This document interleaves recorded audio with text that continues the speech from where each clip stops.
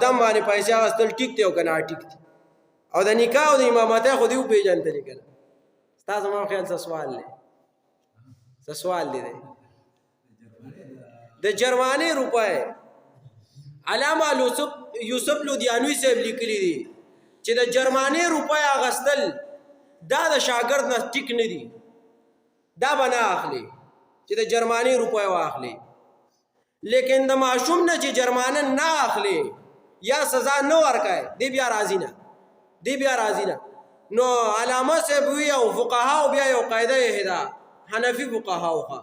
هغوی وایي چې دا پیسې دې ترې واخیستې نو دا په دې ماشومانو باندې واپس ولګوه په دې ماشومانو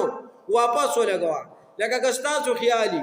نو زما د دفتر کې اوس هم د پرمیټانو یو ډبې پروت دي نو دا چې کوم واړه بیا ګوره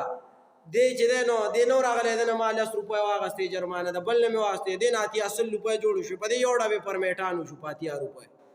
نو بیا زه وایم هلکه نن پکې چا ټوپۍ راوړې ده چا ټوپۍ راوړې نو هغله یو ټاپي ورکړم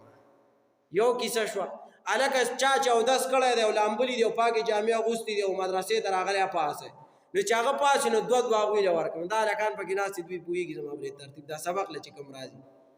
بیا داسې طریقه یې چې په میاشت کې چا یو غیر حاضري هم نه کړي یو غیر حاضري نو هغې له 10 او شل روپۍ مونږ انعام ورکړو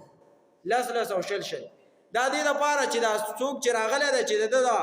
حوصله پرې لږه بړاو شي حوصله افزایي وشي او دا چې څوک نه راځي چې ده ته ووایي چې هغه ګوره 2 لخ دی او 10 روپۍ جرمانه د ورځې راځي دې سره بیا واړه لږه ټیټ نور جرمانه اخیستل حرام دي او ځان له په استعمال کې راوستل هم حرام دي دغه ټیک خبره نه ده